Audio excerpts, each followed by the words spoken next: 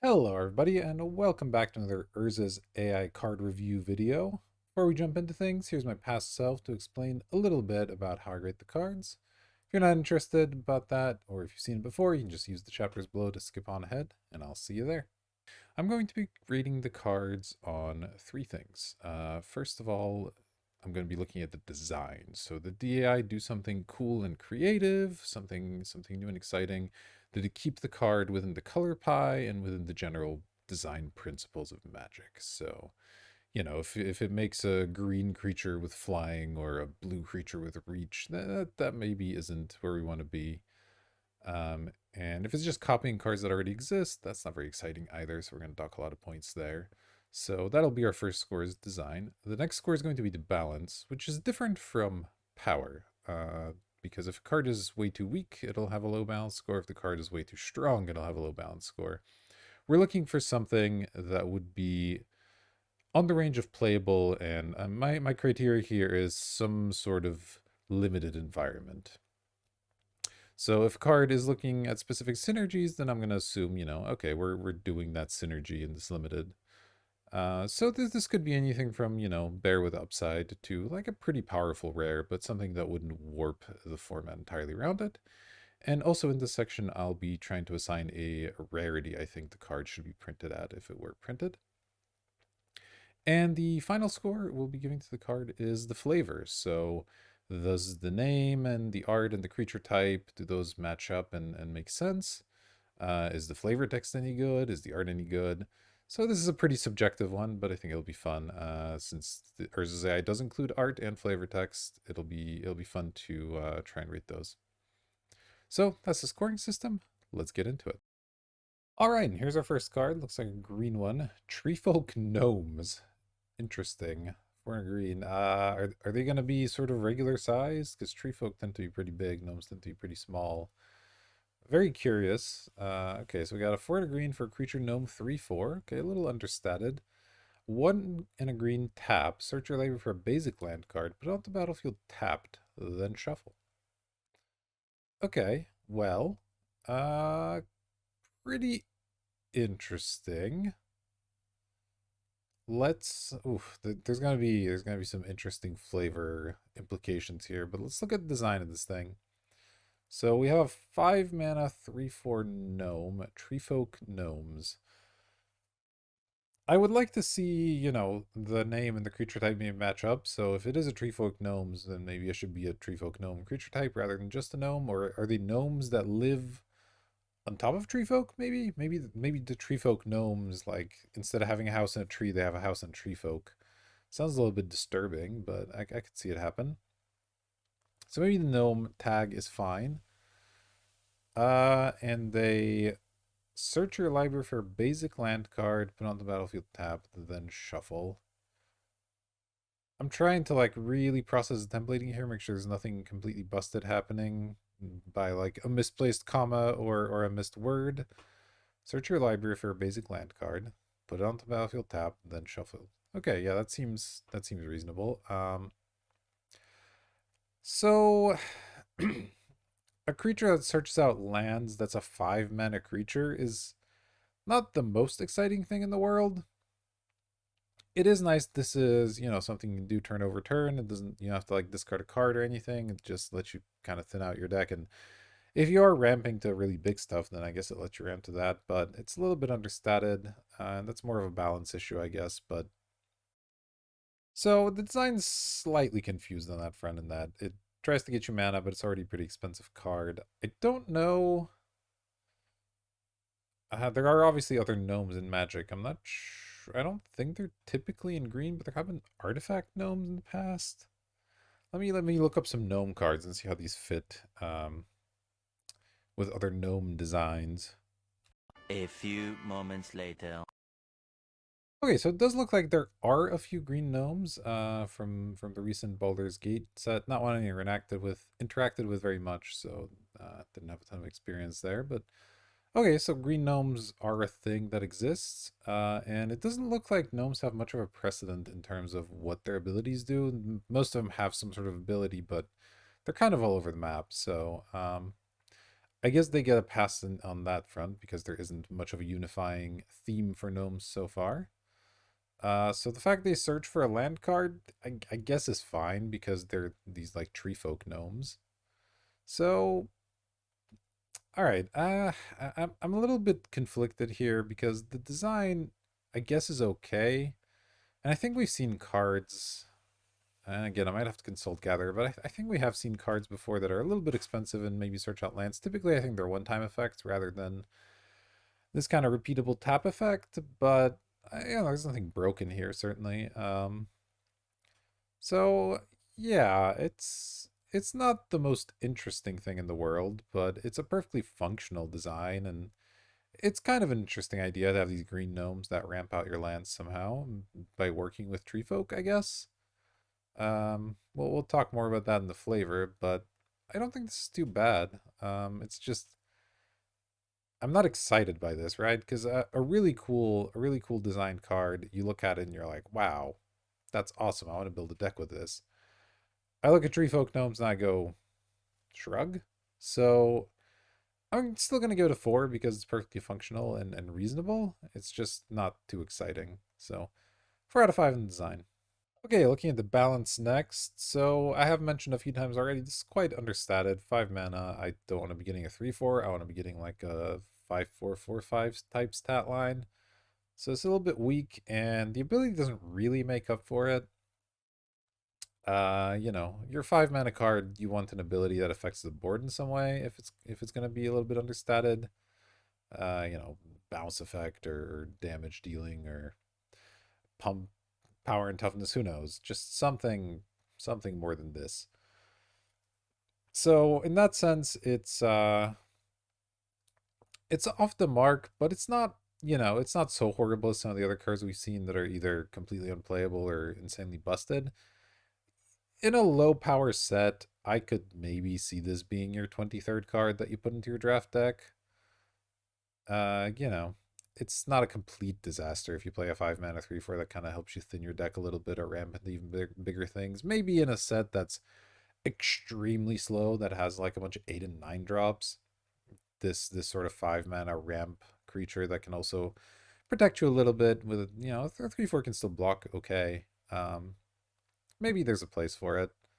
It's not great, but I think you could engineer a set where this is playable. You could never engineer a set where this is good.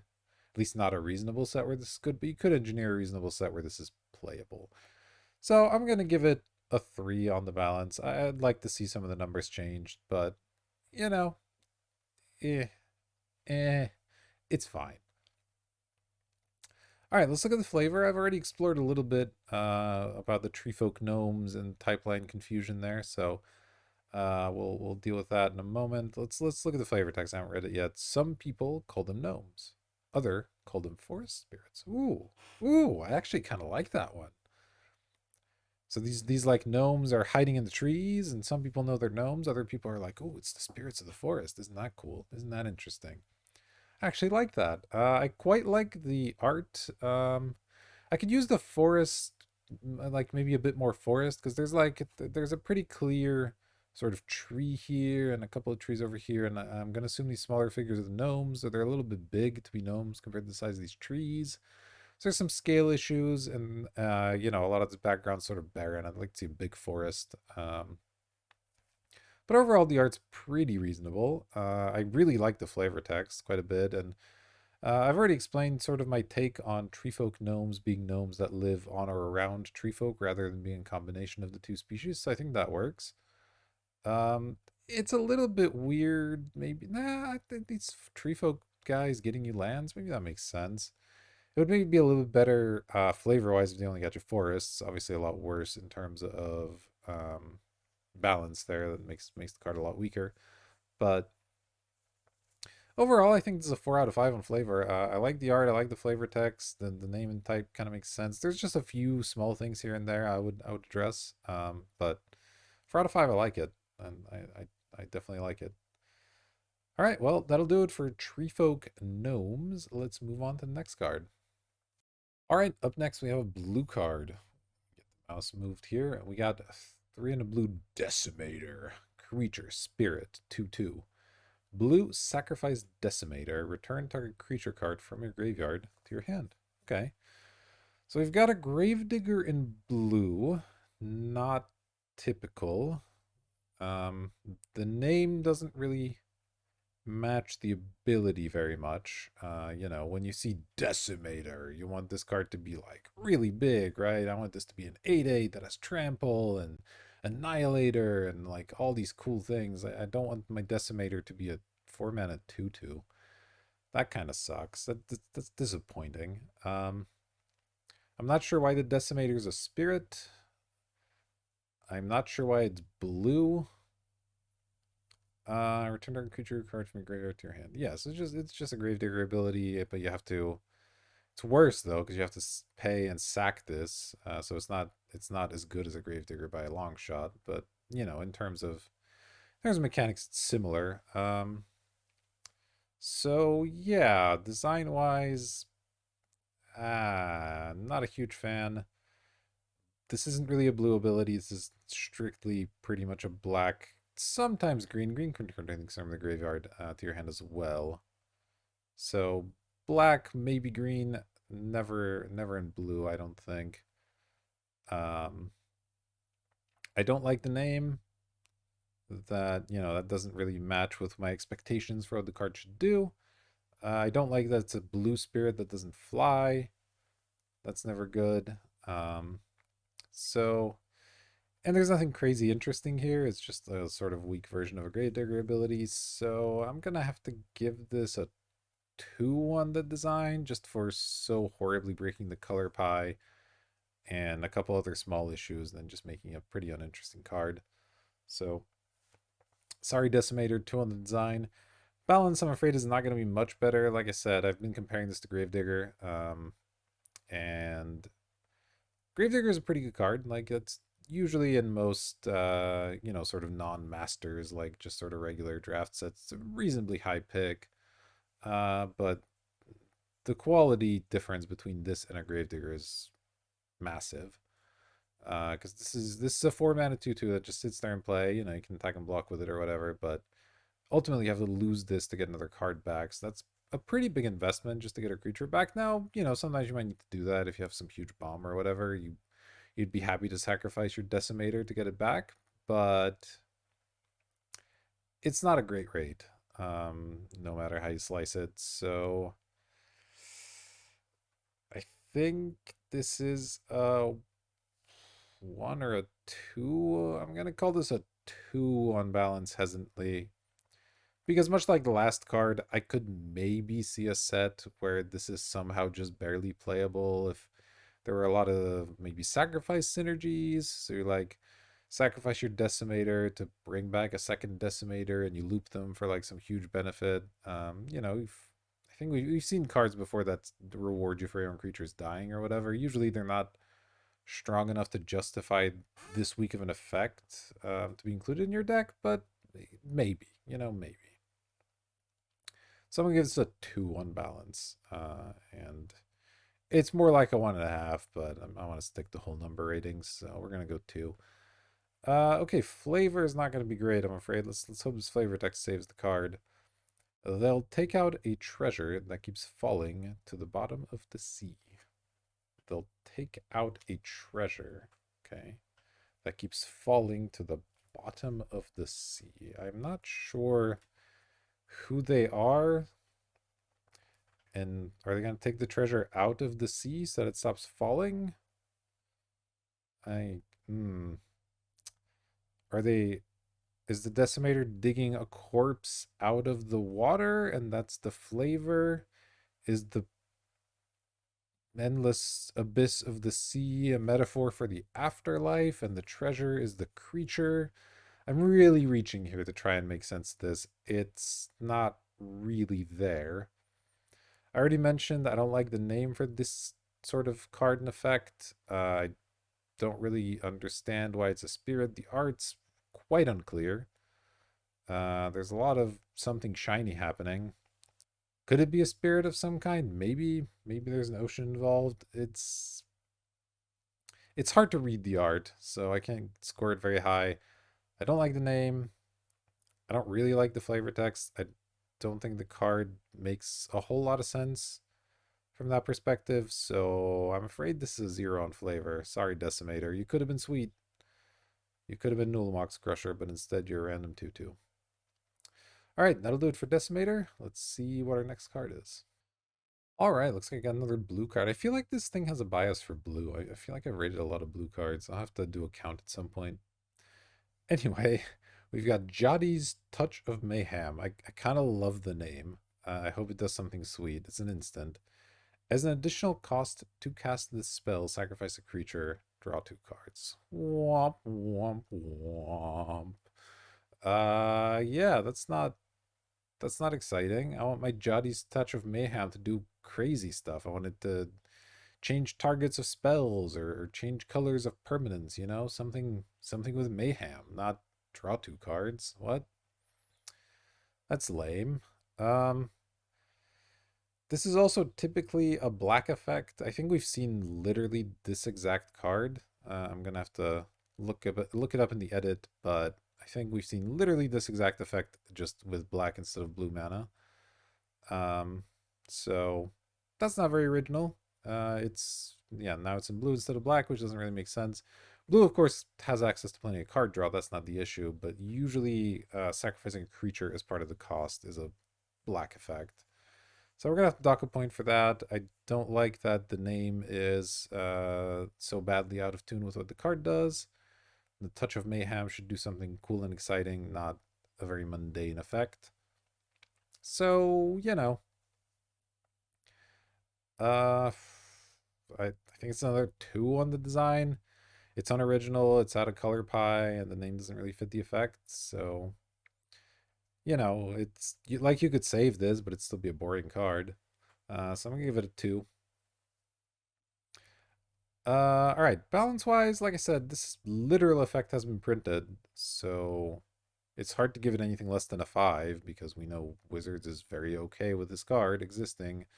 I guess the fact that it's blue instead of black could affect that, but it doesn't break the color pie in a way that like makes it more or less powerful, especially. It's more of a flavor thing that black sacrifices creatures for effects. It's not really a balance issue.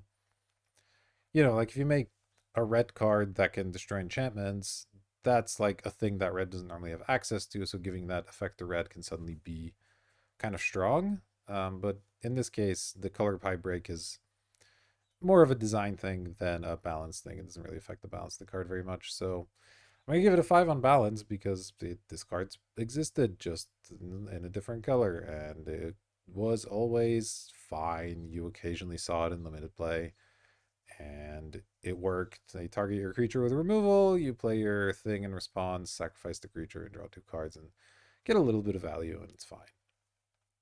So 5 on balance because they copied an existing card. All right, flavor. I already mentioned I don't like the name and the effect. I do love the art. It does look like a touch of mayhem on the art, so that's great. What's the flavor text? Those who want to use the pass of the line in the shifting years, capitalized shifting years, that's presumably some event in the history of this plane. Court of Ghosts get the opportunity to follow it. Okay, is this just word salad? Those who want to use the pass of the line in the shifting years Court of Ghosts get the opportunity to follow. Yeah, this is just word salad. That's unfortunate. I do like the idea of the shifting years as like an event in this plane that could have been something cool, and maybe Jaddi's an important figure of the shifting years. Sounds like they might be. So there's just a smidge of something to salvage within the flavor text, but it's not much. Um, I like the art and the name together. I just wish the card did something different, but I have to give it pretty high marks for those two working really nicely together. And the flavor text is like no, the flavor text is terrible. It's terrible word salad, but it has the phrase shifting years, which I like. So, overall, I think that balances to a 3 on flavor. The flavor text needs a big rework, and the name doesn't really fit the effect. But maybe we could use this name and art on just a different card altogether and be really happy with it. So yeah, I think I'm gonna give it a 3 on flavor. Jaddi's Touch of Mayhem, you have truly touched my heart. But that'll do it for that card. Let's move on to the next one.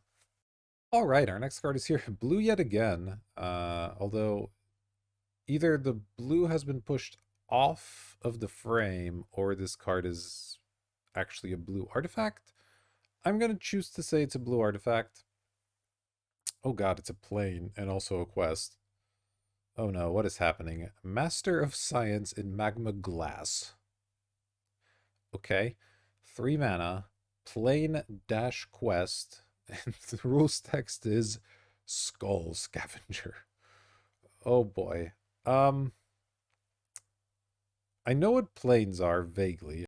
Okay, so planes are used in the plane chase format, which I have played a few times. It's pretty chaotic and fun. Um, but they don't usually have a mana cost because it's just a deck of cards you kind of flip through as you play. Quest is not a card type, so I guess planes have a subtype usually. Yes, planes typically have a name, so this would be Quest the plane that we're on. I don't know why it has a mana cost, and unfortunately the rules text just says two capitalized words that don't mean anything. Skull Scavenger. So this is bad as designs go. It's gonna get a 0. Um, I mean, it's cool that the thing generated a plane. It's unfortunate it doesn't have any understanding of what planes should be. So, yeah, it made a plane with a mana cost and rules text that doesn't make any sense. So, unfortunately, I'm gonna have to give it a 0. I would love to visit the Master of Science in Magma Glass on the quest plane, but not in its current state. Unfortunately, as balance goes, it's gonna have to get an NA because, again, there's nothing to parse here. It doesn't do anything that we can figure out. Skull and scavenger could certainly be some sort of keywords that are being introduced. Scavenge already exists, but not scavenger. Skull's a bit of a weird keyword to have, but okay. So unfortunately, I can't really rate this unbalanced because there's nothing to rate. Oh boy, let's look at the flavor. It's going to be interesting. Master of Science in Magma Glass. I do actually like the art for the Master of Science in Magma Glass. I can see the Magma Glass. I can vaguely see a humanoid figure. Maybe that's the Master of Science inside the Magma Glass.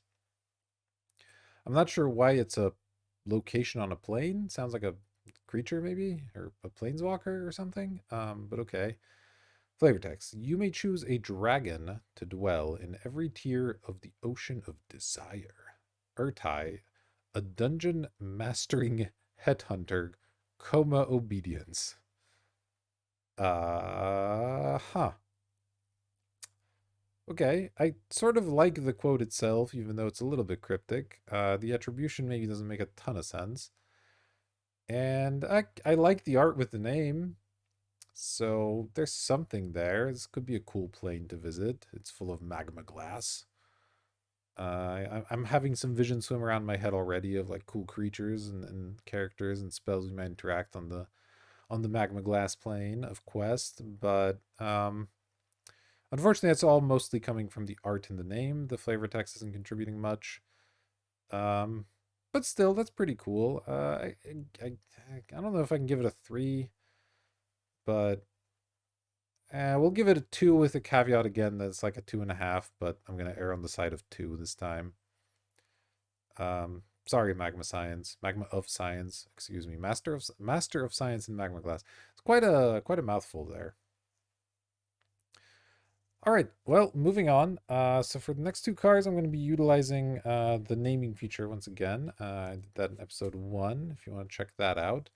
But the first of these is going to be a name from the comments. This is someone's suggestion. They actually suggested quite a few cards, but I just chose my favorite. So if you have any suggestions for names that you think might make for interesting cards, leave them down in the comments below, and I'll pick my favorite for the next video and feature it here.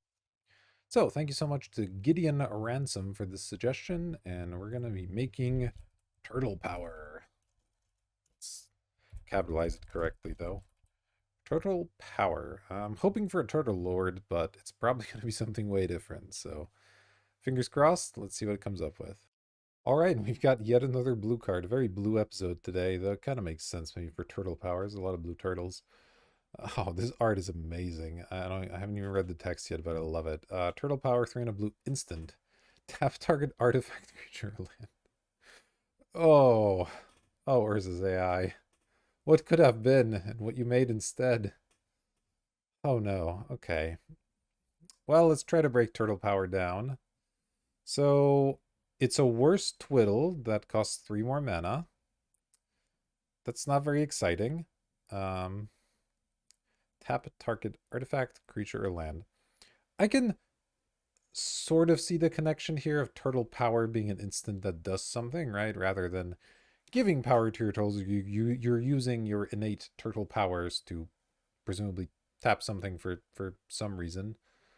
I don't know what turtles have to do with tapping, and a few of them have to do with being untapped. Not so much with tapping, so this will maybe even slightly more flavorful as an untap effect instead, but okay. 3 and a blue, tap a thing, instant, turtle power. It's not a lot here, and what's here is not the most exciting or interesting. An instant that only taps a thing is extremely weak. We'll talk about that in a minute, but it's also just not that interesting, unfortunately. I can be sold on the fact that this is somehow related to turtles, even though it's a bit of a weak claim. But the card's just not that exciting. It does work, right? I mean, you can print this card and it's a playable Magic card. Playable in the sense that it works within the rules of the game, not that anybody would actually put this in their deck. So yeah, I guess the design gets a hesitant 3. It's not very original, but it is a blue effect, right? Tapping stuff is a thing that blue does quite often, so it's on Color Pie. And the name and the effect at a stretch kind of makes sense together. It's just not very interesting or exciting, so I'm gonna give it a 3 on the design. Balance wise, this is a 0. This needs to do a lot more than it's doing currently. Nobody's gonna play this card. 3 and a blue for a tap. Like, it needs to either cost. It needs to probably cost a blue mana and do something else. If it just costs a blue, a cantrip might be slightly too much. That would probably honestly still be fine. Tap a thing, cantrip, 1 blue instant. Would that be too strong? Probably would be fine. Ice does that for 2 mana, but it's not a split card. So typically they charge you a little bit of a premium for split cards. So you probably put that on a 1 mana card and it'd be just fine. So yeah, this is way too weak at 4 mana. It's insane. Nobody would pay this. So 0 on the balance, unfortunately, for turtle power. Flavor. Like I said, I love the art. It's a little bit confusing what exactly is going on, but it feels turtly. All right. Flavor text. The hot button can be hit as soon as the amassers realized the leak was long since been detected. Oh no. The word salad is real. We're even breaking down grammar now on top of just not making sense. The hot button can be hit as soon as the amassers realize the lack was long since been detected. The leak, excuse me, was long since been detected. Yeah, that doesn't make a lot of sense. Not sure what it has to do with turtles or with tapping anything, so gonna have to basically say that's a do-over on the flavor text. We're gonna need a brand new one. I like the art. I can be convinced the effect fits the name and everything. It'd be nice maybe if the art had the turtle interacting with an object of some kind to sort of indicate the tapping, but okay. It's a turtle, it's turtle power. The flavor text is really bad. Uh, it's another one of those 2.5 situations. I love this art so much, I'm gonna give it a 3, but it's a stretch to get to a 3. All right, well, I guess that'll do it for turtle power. Thank you again for the suggestion to Gideon.